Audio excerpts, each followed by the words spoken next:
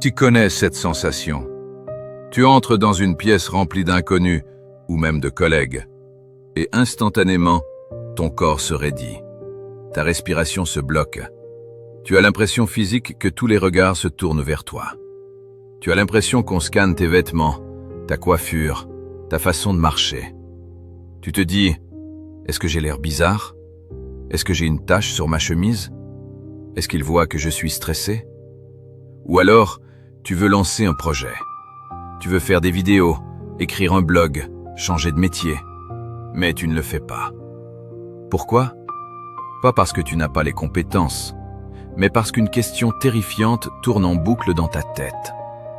Qu'est-ce qu'ils vont dire? Qu'est-ce que mes anciens amis du lycée vont penser s'ils voient ça? Qu'est-ce que ma famille va dire si j'échoue? Tu vis ta vie comme si tu étais sur une scène de théâtre. Tu as l'impression d'être l'acteur principal d'une pièce immense et que le reste du monde est le public, assis dans le noir, prêt à te siffler à la moindre fausse note. Tu as l'impression d'être sous un projecteur permanent. Alors, pour ne pas être sifflé, tu adaptes ton rôle.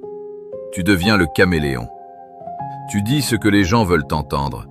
Tu t'habilles comme tout le monde. Tu prends les décisions raisonnables que la société valide. Tu t'éteins. Tu te lisses. Tu deviens beige. Tu construis une personnalité de façade, une armure sociale pour te protéger des critiques. Mais à l'intérieur, tu étouffes. Tu sens bien que cette vie n'est pas la tienne. C'est une vie par procuration. Tu es en prison. Une prison sans murs et sans barreaux, mais dont tu ne peux pas sortir. La prison de l'opinion d'autrui. C'est une tragédie silencieuse. Combien de livres n'ont jamais été écrits par peur de la critique? Combien d'entreprises n'ont jamais été lancées par peur du ridicule? Combien d'amours n'ont jamais été déclarés par peur du rejet? La peur du jugement est le plus grand tueur de rêves de l'histoire de l'humanité. Elle tue plus de talent que l'incompétence ou le manque d'argent. Salut, c'est Louis. Bienvenue dans Le Temps de Vivre. Aujourd'hui, nous allons faire évader ton esprit de cette prison. Nous allons comprendre pourquoi ton cerveau est câblé pour avoir peur du regard des autres et pourquoi ce câblage est devenu obsolète et dangereux. Je vais te révéler une vérité brutale, mais libératrice. Une vérité qui va éteindre le projecteur sous lequel tu crois vivre. Tu penses que les gens te jugent? Tu penses que les gens parlent de toi? La réalité est bien pire, ou bien meilleure, selon comment tu le prends. Tu souffres d'une erreur cognitive majeure, qu'on appelle l'effet de projecteur, Spotlight Effect. Et aujourd'hui, nous allons couper le courant. Prêt à devenir invisible, et donc invincible? Prêt à vivre ta vie comme si personne ne regardait? Parce que c'est exactement ce qui se passe. Je vais te dire quelque chose qui va peut-être blesser ton ego, mais qui va sauver ta vie. C'est une vérité difficile à avaler, mais une fois digérée, c'est le meilleur médicament du monde.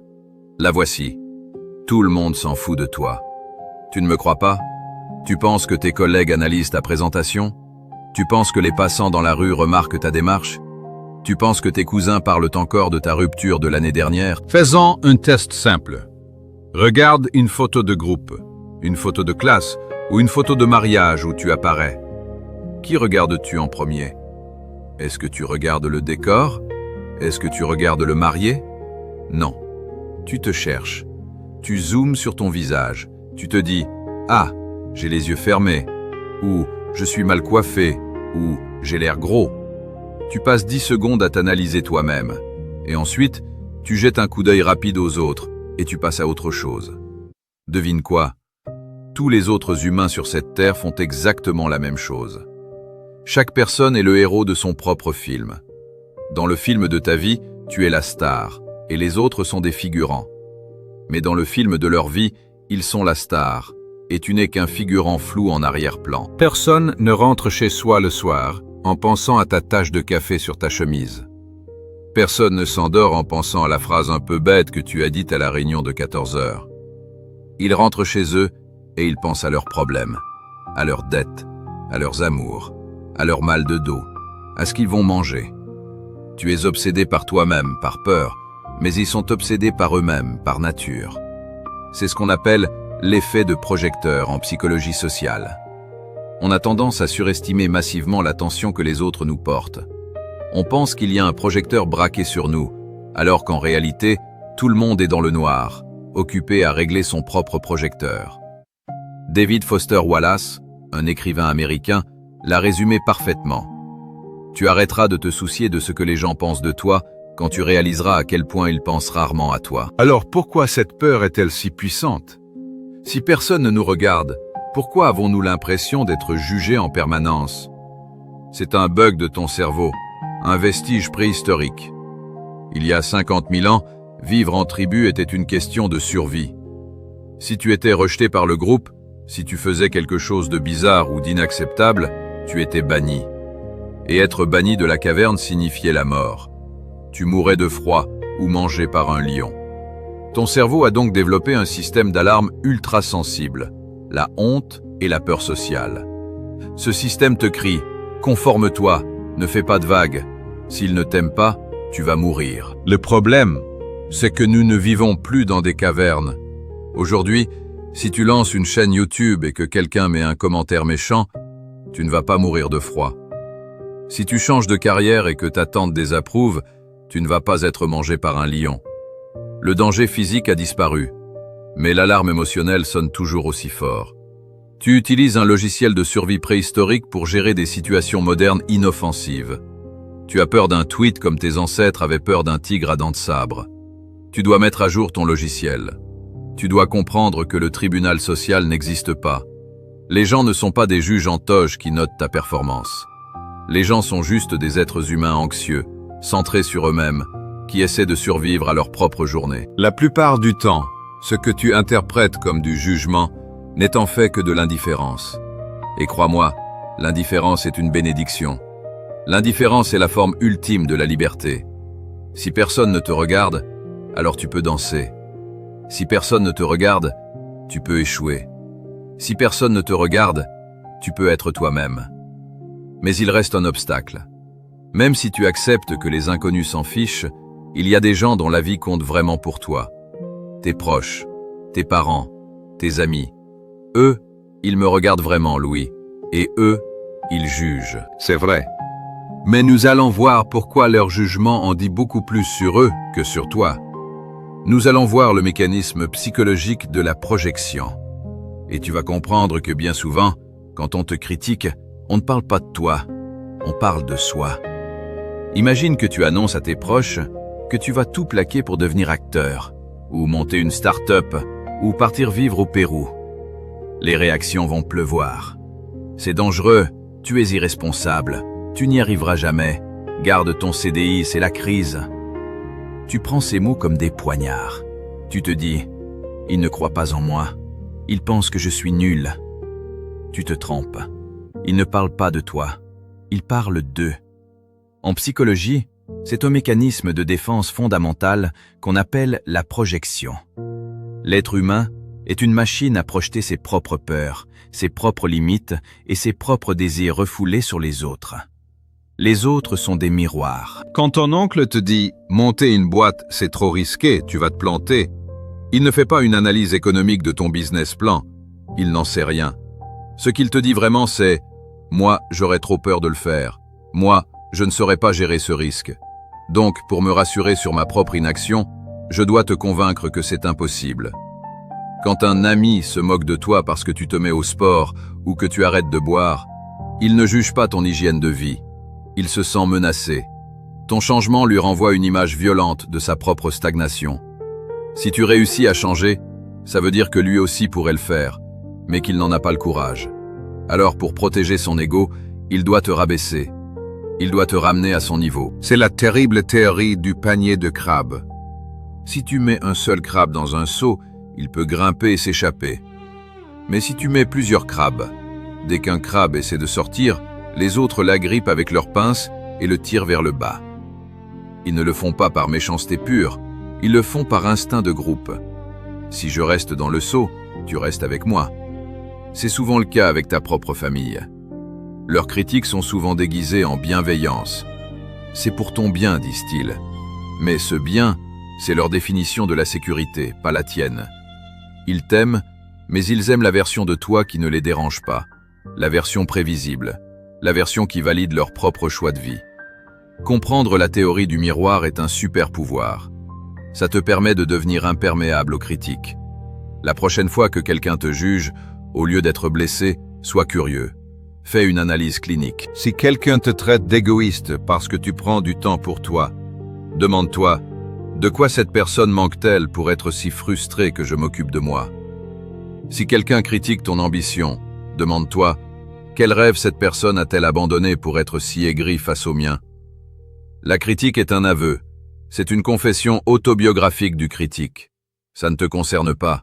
C'est leur histoire, leur traumatisme, leur peur. Toi, tu es juste l'écran sur lequel ils projettent leur film. Les stoïciens, comme Épictète, disaient « Ce ne sont pas les choses qui nous troublent, mais l'opinion que nous en avons. » On pourrait adapter ça. Ce n'est pas le jugement des autres qui nous blesse, c'est le fait de croire que ce jugement est une vérité. Ce n'est pas une vérité, c'est une opinion. Et une opinion, c'est comme les trous de nez. Tout le monde en a, et ça ne sent pas toujours bon. tu n'as pas besoin de te justifier. Tu n'as pas besoin de les convaincre. Tu ne convaincras jamais un miroir qu'il a tort. Laisse-les parler, laisse-les projeter. Toi, continue de marcher. Mais il reste un dernier bourreau, le juge le plus sévère, le plus cruel, le plus injuste. Ce n'est pas ta mère, ce n'est pas ton patron, ce n'est pas la société. C'est celui qui vit à l'intérieur de ta tête. Car le vrai problème n'est pas que les autres te jugent. Le vrai problème, c'est que tu es d'accord avec eux. Tu es ton propre tyran. Et tant que tu n'auras pas fait taire ce tyran intérieur, les critiques extérieures continueront de te faire mal, car elles toucheront une plaie déjà ouverte. Tu as peur que les autres te jugent? Laisse-moi rire. Le vrai problème, ce n'est pas ce que les autres pensent de toi. Le vrai problème, c'est ce que tu penses de toi. Faisons une expérience mentale. Imagine qu'une personne te suive toute la journée, 24 heures sur 24, et te chuchote à l'oreille les choses que tu te dis à toi-même. Quand tu fais tomber un verre, elle te crie « Mais quel imbécile, tu ne sais rien faire !» Quand tu te regardes dans la glace, elle te dit « Tu as vu tes cernes, tu es horrible !» Quand tu veux parler en réunion, elle te murmure « Tais-toi, tu vas dire une bêtise, tout le monde va se moquer de toi. » Combien de temps resterais-tu ami avec cette personne? 1 minute? 10 secondes? Tu lui mettrais ton poing dans la figure et tu appellerais la police pour harcèlement. Pourtant, cette personne, c'est toi. Tu vis avec un psychopathe dans ta tête. Et tu le laisses te parler d'une manière que tu n'accepterais jamais de ton pire ennemi. Le jugement des autres n'est douloureux que parce qu'il vient valider ton propre jugement. Si quelqu'un te dit « Tu as les cheveux bleus » et que tu n'as pas les cheveux bleus, tu t'en fiches, tu rigoles. Ça ne te touche pas parce que tu sais que c'est faux. Mais si quelqu'un te dit « Tu es incompétent » et que ça te blesse, c'est parce qu'au fond de toi, il y a une partie qui le croit déjà. La critique extérieure n'est que le sel sur une plaie que tu as toi-même ouverte. C'est ce qu'on appelle le syndrome de l'imposteur. Tu as l'impression d'être une fraude. Tu as l'impression que si les gens voyaient vraiment qui tu es, ils te rejetteraient. Alors tu portes un masque, le masque de la perfection. Tu essaies d'être parfait pour être inattaquable. Tu te dis, si je suis parfait, si je ne fais aucune erreur, si je suis gentil avec tout le monde, alors personne ne pourra me juger. C'est une stratégie épuisante et vouée à l'échec. D'abord, parce que la perfection n'existe pas. Ensuite, et c'est le plus important, la perfection repousse les gens. C'est le grand paradoxe de la vulnérabilité théorisé par Brené Brown, mais les stoïciens le savaient déjà. Tu caches tes faiblesses pour te faire aimer, mais en réalité, on aime les gens pour leurs faiblesses. Regarde tes amis. Est-ce que tu les aimes parce qu'ils sont parfaits, lisses, riches et invincibles? Non. Tu les aimes parce qu'ils sont humains, parce qu'ils ont des doutes, parce qu'ils font des blagues nulles, parce qu'ils galèrent parfois. C'est ça qui crée la connexion. Les gens parfaits sont ennuyeux, ils sont froids. On ne peut pas s'identifier à eux. Ils nous font nous sentir inférieurs. En essayant d'être parfait pour éviter le jugement, tu t'isoles. Tu crées un mur de glace entre toi et les autres. Tu dois licencier ton juge intérieur. Tu dois arrêter ce procès permanent qui se tient dans ton crâne. Dans ce tribunal mental, tu es à la fois l'accusé, le procureur et le juge. Mais tu as oublié d'engager un avocat de la défense. Deviens ton propre avocat. La prochaine fois que tu te dis « je suis nul », objecte. Objection, votre honneur. Où sont les preuves? J'ai réussi ceci, j'ai fait cela. J'ai le droit à l'erreur. Je suis humain. Tu dois développer ce que les psychologues appellent l'autocompassion. Attention, ce n'est pas de l'apitoiement. Ce n'est pas se trouver des excuses. C'est se traiter avec la même gentillesse objective que tu traiterais un ami cher. Si ton meilleur ami échoue à un examen ou perd son travail, qu'est-ce que tu lui dis? Est-ce que tu lui dis « Bien fait, tu es un raté » ? Non, tu lui dis « C'est dur, mais ça ne définit pas ta valeur. Tu vas rebondir. Je suis là. » Pourquoi t'interdis-tu cette douceur? Le jugement des autres perd tout son pouvoir quand tu arrêtes de te juger toi-même. Quand tu t'acceptes, avec tes défauts, tes bizarreries, tes échecs, les flèches des autres rebondissent sur ton armure. Tu peux leur dire « Oui, je me suis planté, et alors, j'apprends. » Que peuvent-ils répondre à ça? Rien. Tu as désamorcé la bombe. L'autodérision et l'honnêteté sont les meilleures défenses du monde. Oui, je suis maladroit. Oui, je ne sais pas encore faire ça. En avouant ta faiblesse, tu la transformes en force. Personne ne peut utiliser contre toi ce que tu as déjà mis sur la table. Tu n'es pas sur Terre pour être parfait, tu es sur Terre pour être complet. Et être complet inclut ta part d'ombre, tes ratures et tes brouillons. Maintenant que tu as compris que les autres ne te regardent pas, segment 2, que leurs critiques sont des projections, segment 3, et que ton pire ennemi est toi-même, segment 4, il est temps de passer à l'action. Comment on sort concrètement de la paralysie? Comment on ose faire ce truc qui nous fait peur depuis des années, au risque de déplaire? Il existe une méthode radicale, la stratégie du pire scénario. Nous y sommes. Tu as compris la théorie, mais la peur est encore là, tapie dans ton ventre, n'est-ce pas? Ton cerveau rationnel a compris, mais ton cerveau émotionnel tremble encore. Il a besoin d'une dernière preuve. Il a besoin de regarder le monstre dans les yeux pour voir qu'il n'a pas de dents.